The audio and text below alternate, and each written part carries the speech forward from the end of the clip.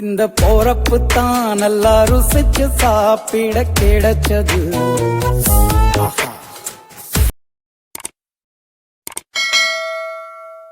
Hi friends, welcome to FDF Tamil channel. நம்ம இன்னைக்கு ஆட்டுடைய நெஞ்செலும்பு soup எப்படி வைக்கிறதுன்னு பார்க்கலாம். ஸோ வீடியோவை ஸ்கிப் பண்ணாமல் பாருங்கள். நம்ம சேனலை இப்போ தான் ஃபர்ஸ்ட் டைம் பார்க்குறீங்க அப்படின்னா மறக்காமல் FDF Tamil சேனலுக்கு சப்ஸ்கிரைப் பண்ணிட்டு பாருங்கள். நான் இன்னைக்கு 1/4 கிலோ அளவுக்கு நெஞ்செலும்பு வாங்கி வச்சுருக்கேன்.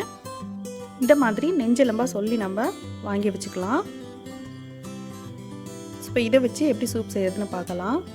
இதுக்கான பேஸ்ட் ரெடி பண்ணுறதுக்கு அரை விரல் அளவுக்கு இஞ்சி, 7-8 பல்லு பூண்டு, ஒரு கொத்து கருவேப்பிலை, 7-8 சின்ன வெங்காயம், தேவையான அளவு உப்பு, 2 மீடியம் சைஸ் தக்காளி கட் பண்ணி வச்சுருக்கேன், 1 டேபிள் ஸ்பூன் அளவுக்கு மிளகு, 1/2 டேபிள் ஸ்பூன் சீரகம், 1/2 டேபிள் ஸ்பூன் வரமல்லி, கொஞ்சம் போல் மஞ்சப்பொடி. இப்போது ஒரு குக்கரில் 1 டேபிள் ஸ்பூன் அளவுக்கு நல்லெண்ணெய் சேர்த்துக்கலாம், 1/4 ஸ்பூன் அளவுக்கு சோம்பு சேர்த்துக்கலாம். சோம்பு நல்லா பொரிஞ்சதுக்கப்புறம் ஒரு கொத்து கருவேப்பிலை சேர்த்துக்கலாம்.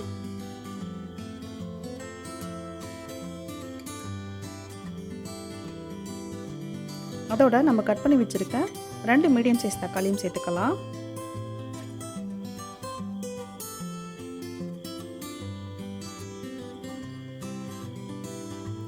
அதோட 1/4 ஸ்பூன் அளவுக்கு மஞ்சப்பொடி சேர்த்துடலாம். தக்காளி வதங்கிறதுக்காக தேவையான அளவுக்கு உப்பு சேர்த்துடலாம்.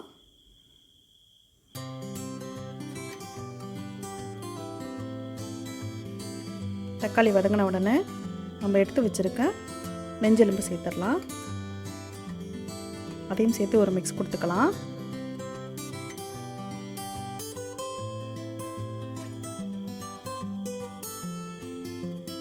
இப்போ நம்ம அரைச்சி வச்ச பேஸ்ட்டு, அதாவது சீரகம், மிளகு, மல்லி, இஞ்சி, பூண்டு, சின்ன வெங்காயம், கருவேப்பிலை எல்லாம் சேர்த்த பேஸ்ட்டை சேர்த்துடலாம். அதோட நமக்கு சூப்புக்கு தேவையான அளவுக்கு தண்ணி சேர்த்துடலாம். நான் இன்றைக்கி 4 கப் அளவுக்கு தண்ணி சேர்த்துருக்கேன்.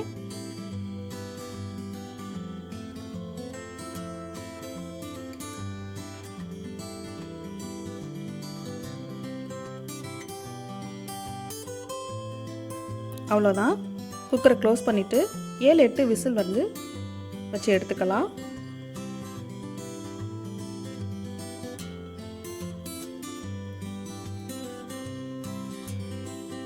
அவ்வளோதான், ஓப்பன் பண்ணி பார்க்கலாம்.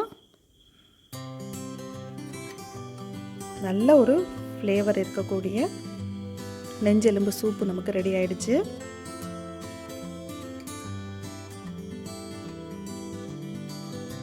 நீங்கள் எடுத்துருக்க எலும்பை பொறுத்து நீங்கள் விசில் விட்டுக்கோங்க. எனக்கு நல்லா குக் ஆகிடுச்சு. அது மேலே கார்னிஷ்காக மல்லி இலை தூவிட்டு சர்வ் பண்ணிக்கலாம்.